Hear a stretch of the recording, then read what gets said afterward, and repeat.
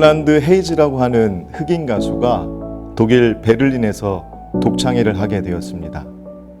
독창회에 모여든 사람은 모두 백인들이었습니다. 그런데 헤이즈가 노래를 부르려 할 때 누군가가 소리쳤습니다. 흑인의 노래는 들을 수 없다. 검둥이 노래를 집어치워라. 욕설과 함께 물건이 날아왔습니다. 얼마나 치욕스러운 일입니까? 이 모습을 보고 있던 헤이즈도 이에 맞서 욕설을 내뱉었습니다. 그렇게 맞받아 욕을 하고 돌아서는데 그의 앞을 가로막는 환상이 있었습니다. 그것은 바로 빌라도의 법정 앞에 서 계신 예수님이었습니다. 예수님은 온갖 모욕을 다 당하시면서도 아무 말씀이 없으셨습니다. 헤이즈는 그 환상을 보고 청중 쪽을 향하여 돌아섰습니다.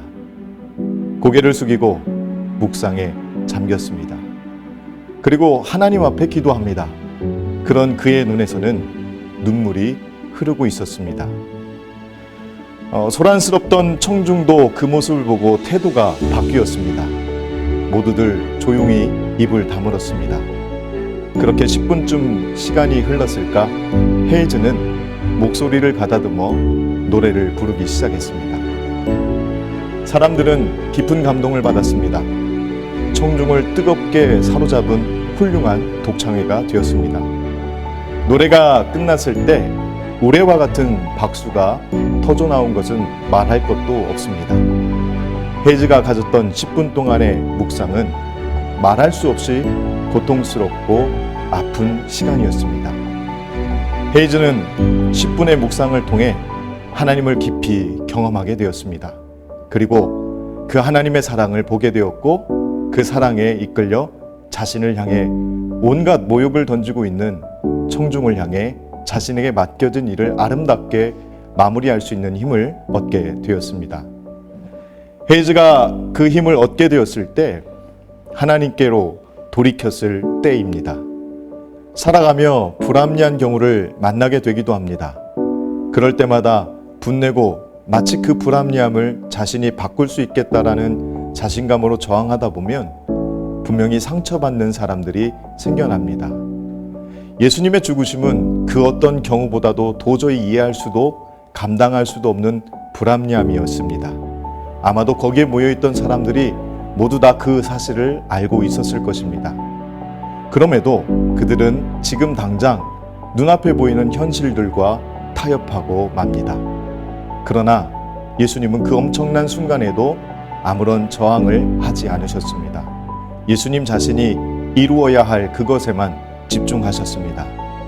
하나님께서 주신 사명에만 집중하셨습니다. 그렇습니다. 하나님께서 하나님을 향한 믿음을 소유한 사람들에게 원하시는 것은 사명에 집중하는 것입니다.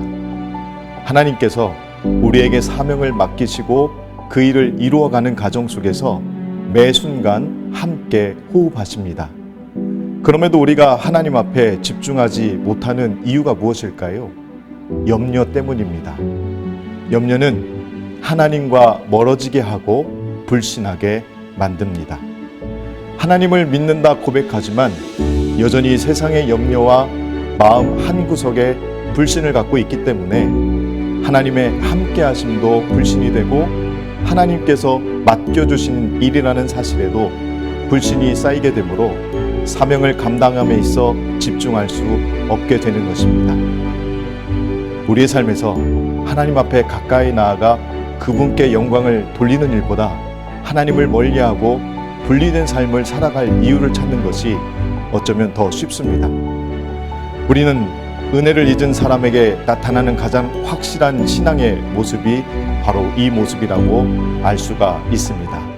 그러나 하나님께서는 이러한 어리석음을 취하는 이보다 어떤 순간과 상황이 있다 하더라도 결국 삶의 주관자 되시는 하나님을 바라보는 자를 찾으십니다.